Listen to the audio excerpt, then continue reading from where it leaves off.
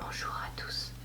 Aujourd'hui, je vous lis la suite du roman Jane Eyre de Charlotte Brontë.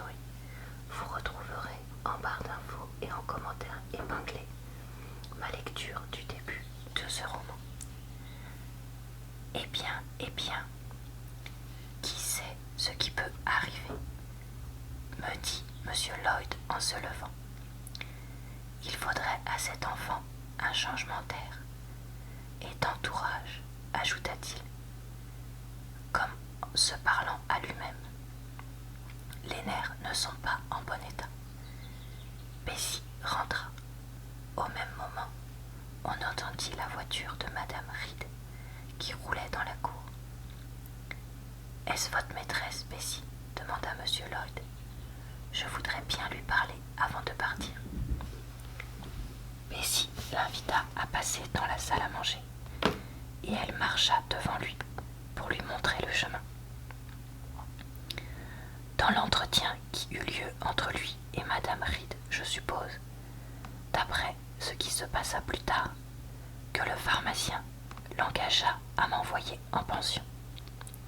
Cet avis fut sans doute adopté tout de suite, car le soir même, Abo et Bessie vinrent dans la chambre des enfants et, me croyant endormi, se mirent à causer sur ce sujet. Madame, disait Abo, est bien contente de se trouver débarrassée de cette ennuyeuse enfant, qui semble toujours vouloir surveiller tout le monde ou méditer quelque complot. Je crois qu'Abo me considérait comme un Fox enfant.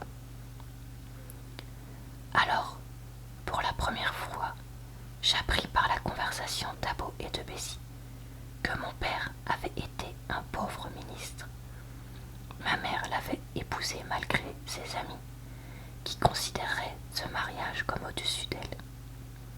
Mon grand-père Reed, irrité par cette désobéissance, avait privé ma mère de sa dot. Après un an de mariage, mon père fut attaqué du typhus. La contagion l'avait atteint pendant qu'il visitait les pauvres d'une grande ville manufacturière où l'épidémie faisait de rapides progrès. Ma mère tomba malade en le soignant et tous les deux,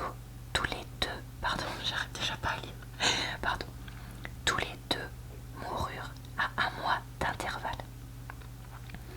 Bessie, après avoir entendu ce récit, soupira et dit « Pauvre demoiselle Jeanne, elle est bien à plaindre. » « Oui, répondit Abo, si c'était un bel enfant, on pourrait avoir pitié de son abandon. Mais qui ferait attention à un semblable petit crapaud ? C'est vrai, dit Bessie en hésitant. Il est certain qu'une beauté comme mademoiselle Georgiana vous toucherait plus si elle était dans la même position. Oui, s'écria l'ardente mademoiselle Abo, je suis pour mademoiselle Georgiana, petite chérie avec ses yeux bleus, ses longues boucles et ses couleurs si fines qu'on les dirait peintes. Bessie, j'ai envie de prendre un peu de lapin pour le souper. Moi aussi, avec quelques oignons grillés. Venez, descendons. Et elles partirent. Chapitre 5. Depuis ma conversation avec Monsieur Lloyd et la conférence que je viens de rapporter entre Bessie et mademoiselle Abo, j'espérais un prochain changement dans ma position. Aussi, combien étais-je impatiente d'une prompte guérison. Je désirais et j'attendais en silence, mais tout demeurait dans le même état. Les jours et les semaines s'écoulaient. J'avais recouvré ma santé habituelle. Cependant, il n'était plus question du sujet qui m'intéressait tant. Mademoiselle Reed arrêtait quelquefois sur moi son regard sévère, mais elle m'adressait rarement la parole. Depuis ma maladie, la ligne de séparation qui s'était faite entre ses enfants et moi devenait encore plus profonde. Je dormais à part dans un petit cabinet. Je prenais mes repas seule, Je passais tout mon temps dans la chambre des enfants, tandis que mes cousins se tenaient constamment dans le salon. Ma tante ne me parlait jamais de m'envoyer en pension, et pourtant je sentais instinctivement qu'elle ne me souffrirait plus longtemps sous le même toit qu'elle. Car alors, plus que jamais, chaque fois que son regard tombait sur moi, il exprimait une aversion profondément enracinée. Elisa et Georgiana, obéissant évidemment aux ordres qui leur avaient été donnés, me parlaient aussi peu que possible. John me faisait des grimaces toutes les fois qu'il me rencontrait. Un jour, il essaya de me battre, mais je me retournai contre lui, poussé par ce même sentiment de colère profonde et de révolte désespérée qui une fois déjà s'était emparé de moi. Il crut prudent de renoncer à ses projets. Il s'éloigna de moi en me menaçant et en criant que je lui avais cassé le nez. J'avais en effet frappé cette partie proéminente de son visage avec toute la force de mon poing. Quand je le vis tomber, soit par le cou, soit par mon regard, je me sentis toute disposée à profiter de mes avantages. Mais il avait déjà rejoint sa mère et je l'entendis raconter d'un ton pleureur que cette méchante Jane s'était précipitée sur lui comme une chatte furieuse. Sa mère l'interrompit brusquement. « Ne me parlez plus de cet enfant, John, lui dit-elle. Je vous ai défendu de l'approcher. Elle ne mérite pas qu'on prenne garde à ses actes. Je ne désire vous voir, ni vous, ni vos sœurs, jouer avec elle. » J'étais appuyée sur la rampe de l'escalier tout près de là. Je m'écriai subitement et sans penser à ce que je disais, c'est-à-dire qu'ils ne sont pas dignes de jouer avec moi. Madame Reed était une vigoureuse femme. En entendant cette étrange et audacieuse déclaration, elle monta rapidement l'escalier, plus prompte qu'un vent. Impétueux, elle m'entraîna dans la chambre des enfants et me poussa près de mon lit en me défendant de quitter cette place et de prononcer une seule parole pendant le reste du jour. Que dirait mon oncle Reed s'il était là ? Demandai-je, presque involontairement. Je dis presque involontairement, car ces paroles, ma langue les prononçait sans que, pour ainsi dire, mon esprit y eût consenti. Il y avait en moi une puissance qui parlait avant que je ne pusse m'y opposer. « Comment ?» s'écria Madame Reed, respirant à peine. Ses yeux gris, ordinairement froids et immobiles, se troublèrent et prirent une expression de terreur. Elle lâcha mon bras, semblant douter si j'étais une enfant ou un esprit. J'avais commencé, je ne pouvais plus m'arrêter.